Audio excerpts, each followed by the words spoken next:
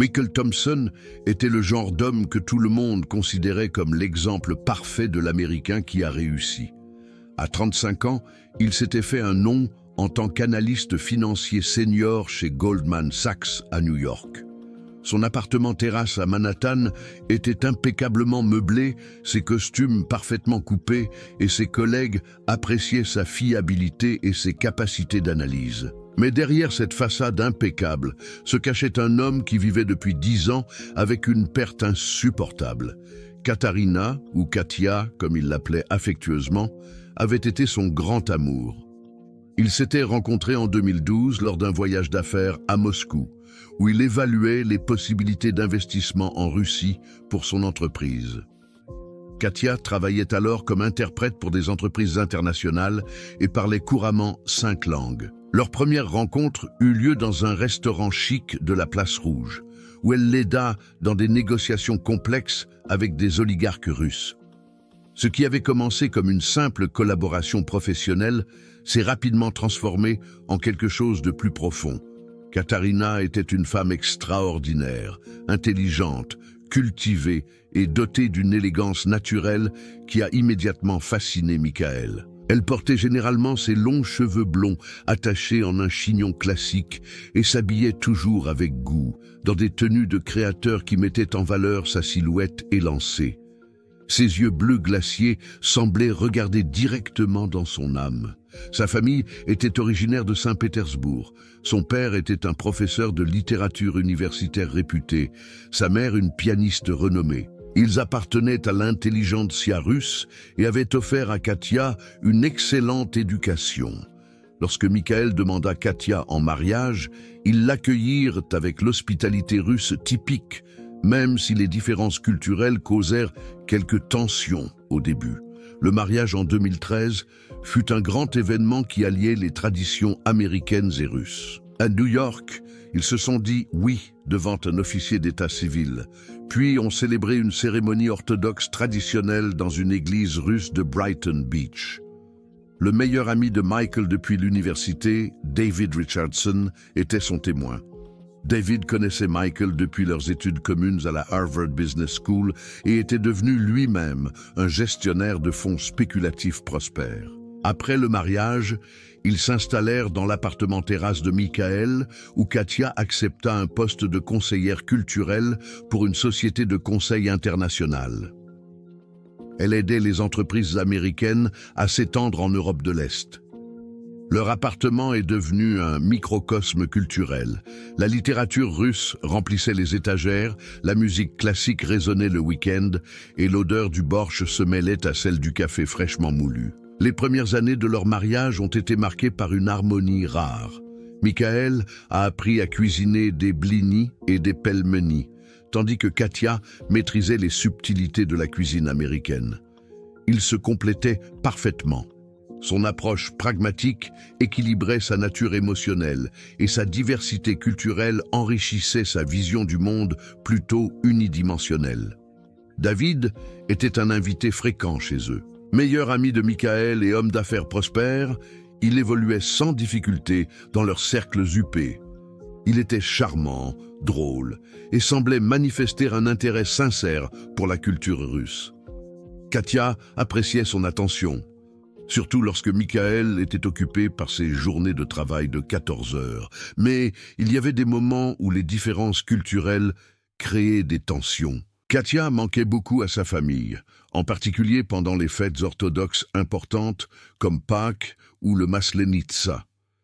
Michael essayait de comprendre, mais il ne pouvait pas saisir pleinement la signification émotionnelle de ces traditions. Les appels téléphoniques avec sa famille à Saint-Pétersbourg devenaient de longues conversations larmoyantes qui la laissaient souvent mélancolique.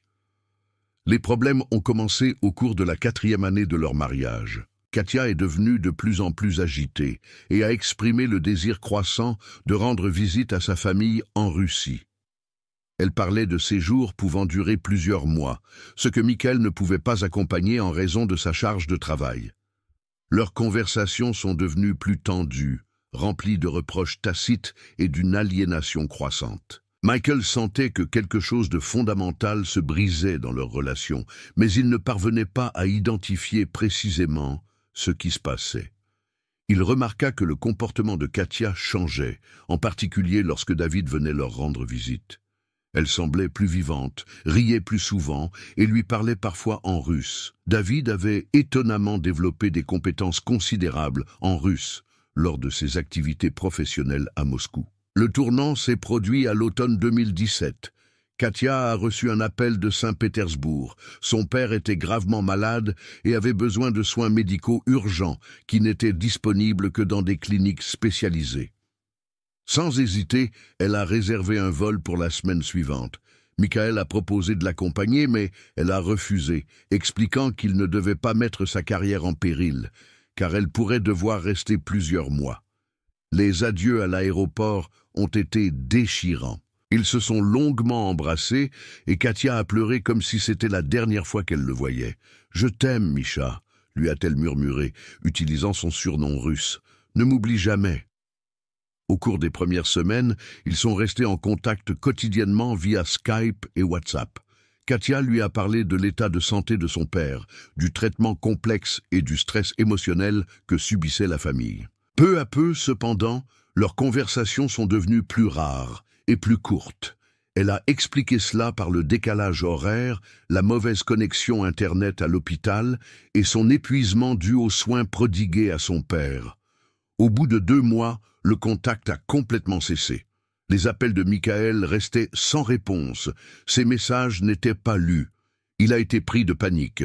Il a contacté le consulat américain à Saint-Pétersbourg et a demandé de l'aide pour retrouver sa femme. Les fonctionnaires du consulat se sont montrés serviables, mais leurs possibilités étaient limitées.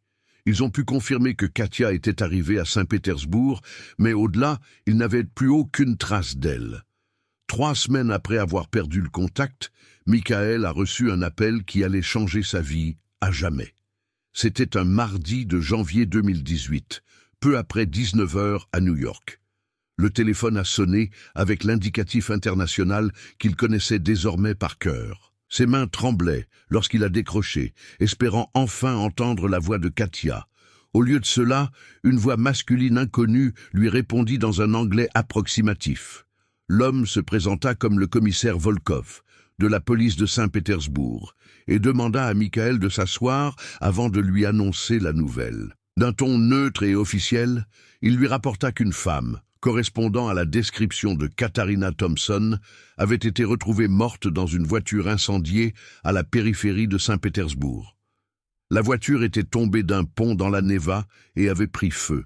L'identification avait été difficile en raison des brûlures graves, mais des effets personnels, un bracelet en or avec son inscription de mariage et son passeport américain, avaient confirmé son identité. Le monde de Michael s'écroula à cet instant.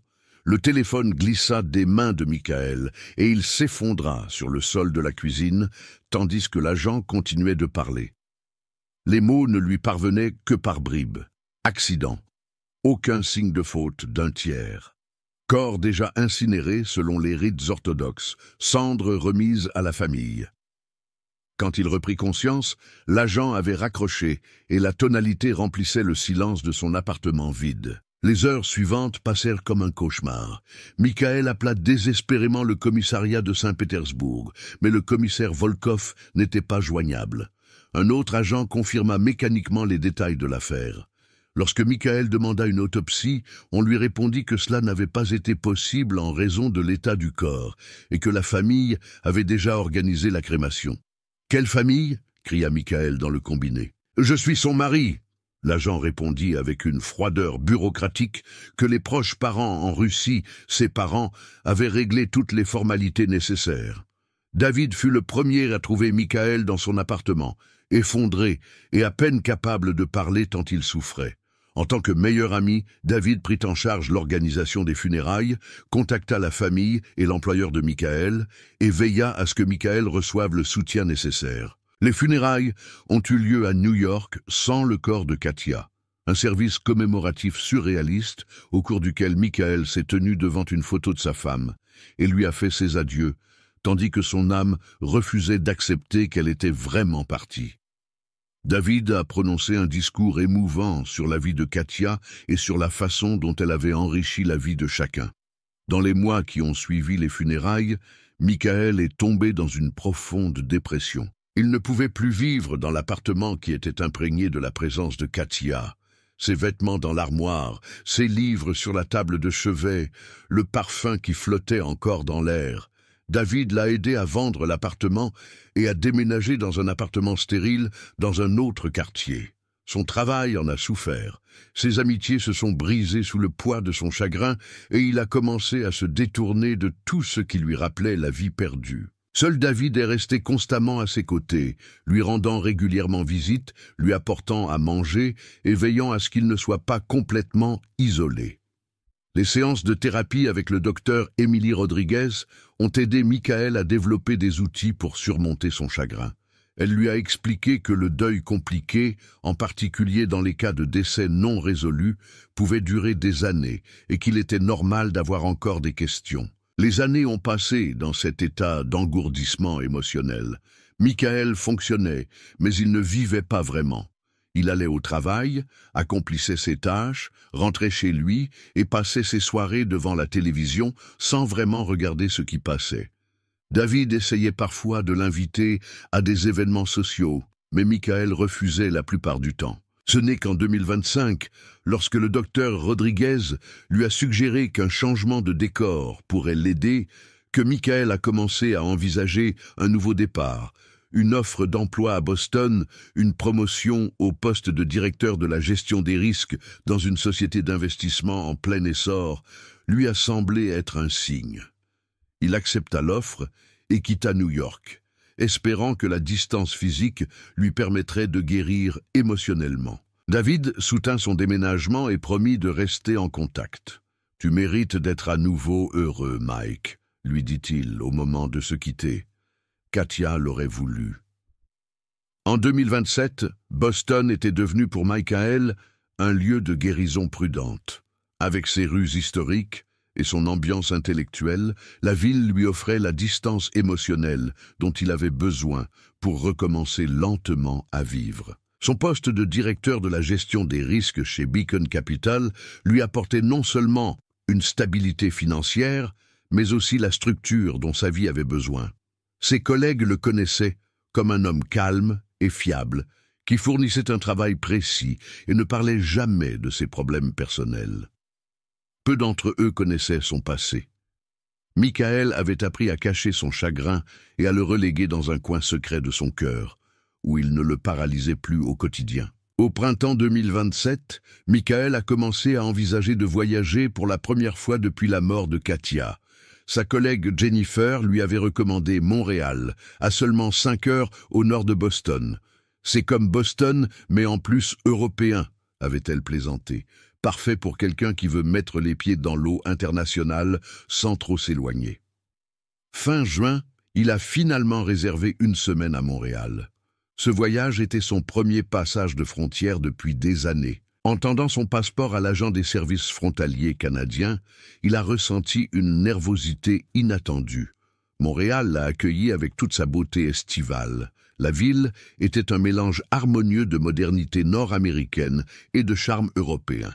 Michael s'est enregistré à son hôtel dans le centre-ville et a passé la première journée à flâner sans but dans la ville. Le deuxième jour de son séjour, il a décidé de visiter le vieux Montréal, la vieille ville historique, avec ses rues pavées et ses bâtiments de style colonial français.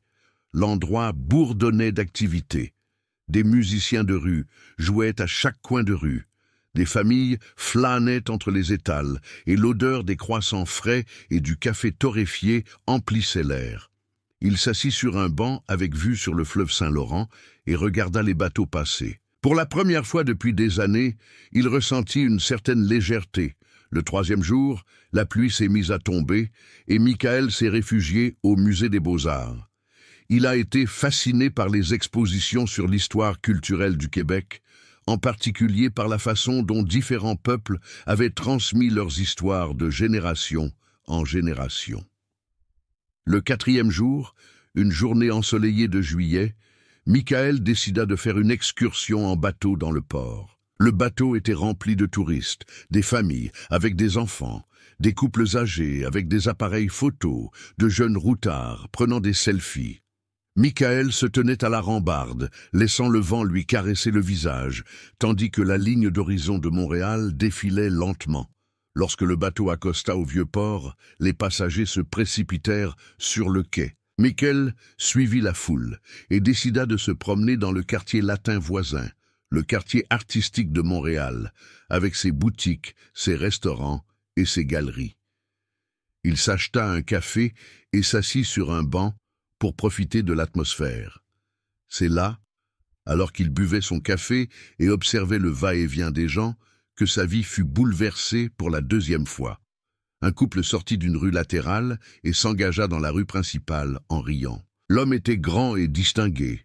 Il portait un costume coûteux et avait les tempes grisonnantes. Quelque chose dans son attitude, dans sa façon de se déplacer, semblait familier à Michael. Lorsque l'homme se retourna, Michael le reconnut immédiatement. David Richardson. Mais ce n'était pas David qui bouleversait le monde de Michael. C'était la femme à ses côtés. Elle était plus petite, portait une élégante robe bleue et des lunettes de soleil foncé. Ses cheveux étaient plus courts qu'avant et coiffés différemment. Mais la façon dont elle inclinait la tête lorsqu'elle riait, le geste avec lequel elle repoussait ses cheveux derrière son oreille, sa démarche caractéristique, tout cela était aussi familier à Michael que les battements de son propre cœur. La tasse de café glissa de sa main et se brisa sur le sol. Les gens se retournèrent, mais Michael ne le remarqua pas. Ses yeux étaient rivés sur la femme qui était censée être morte 10 ans plus tôt, dans une voiture incendiée à Saint-Pétersbourg. Katharina, sa Katia, vivante, souriante et main dans la main, avec l'homme qui avait co-organisé ses funérailles. Le monde autour de lui se transforma en un kaléidoscope irréel de couleurs et de sons.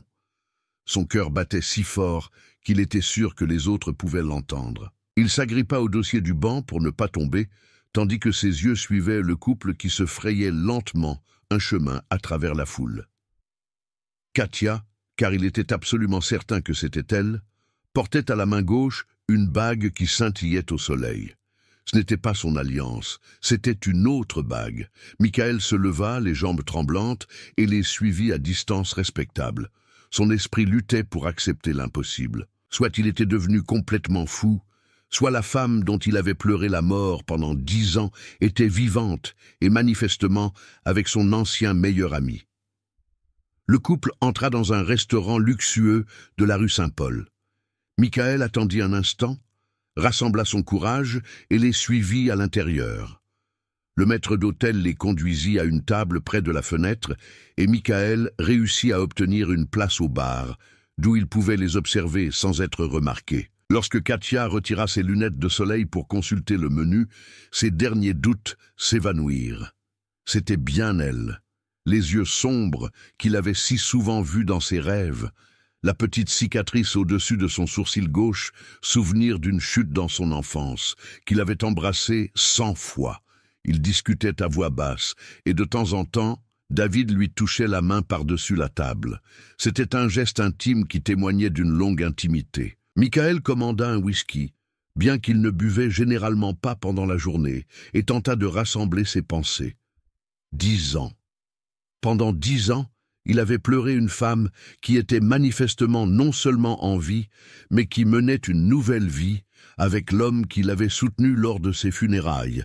Michael passa les 3 heures suivantes au restaurant à observer le couple, commandant machinalement un whisky après l'autre. Quand ils se levèrent enfin pour partir, Michael s'efforça de rester calme. Il devait découvrir où il vivait. Il devait en savoir plus avant d'agir. Avec l'esprit clair d'un analyste résolvant un problème complexe, il commença à documenter leurs déplacements.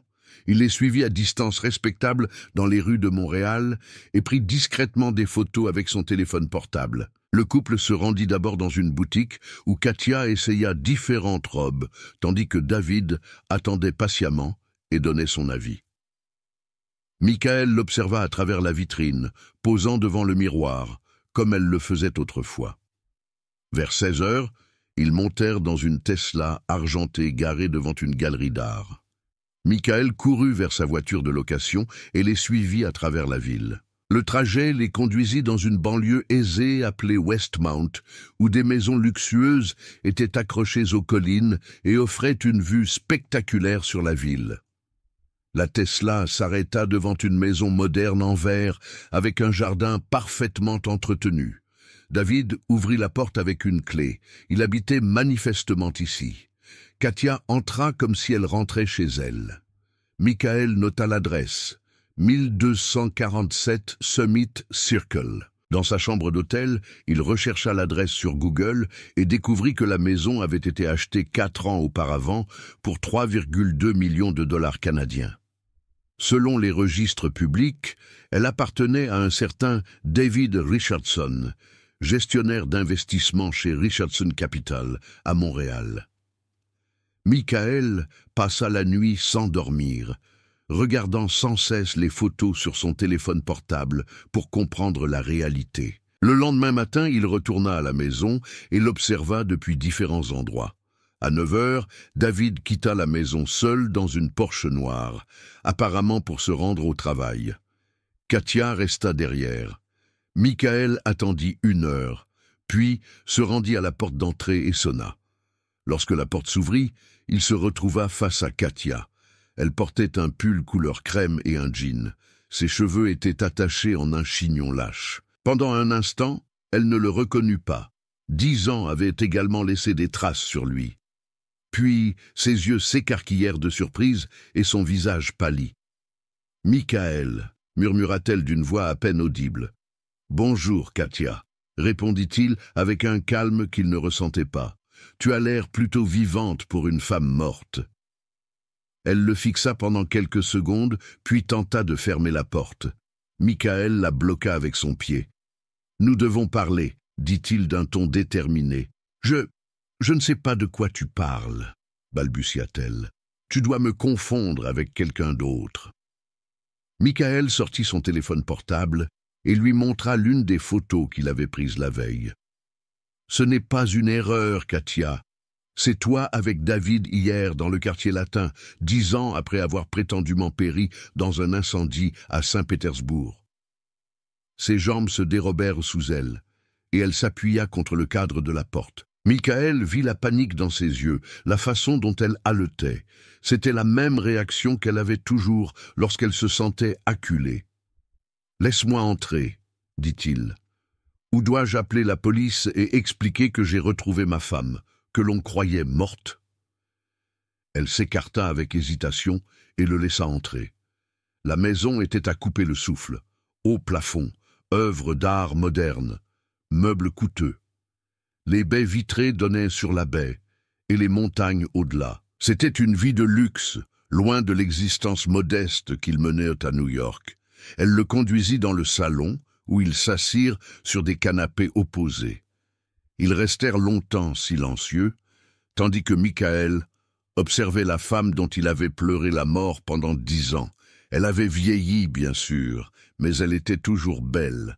De nouvelles rides avaient apparu autour de ses yeux et ses cheveux étaient parsemés de mèches grises qu'elle ne teignait plus. « Pourquoi ?» demanda-t-il finalement. C'était le seul mot qu'il parvint à prononcer. Katia ferma les yeux et prit une profonde inspiration. Lorsqu'elle les rouvrit, ils étaient remplis de larmes. « Ce n'était pas prévu, » commença-t-elle d'une voix douce. « Pas comme ça. Qu'est-ce qui n'était pas prévu, ta mort ou le fait que je te croie ?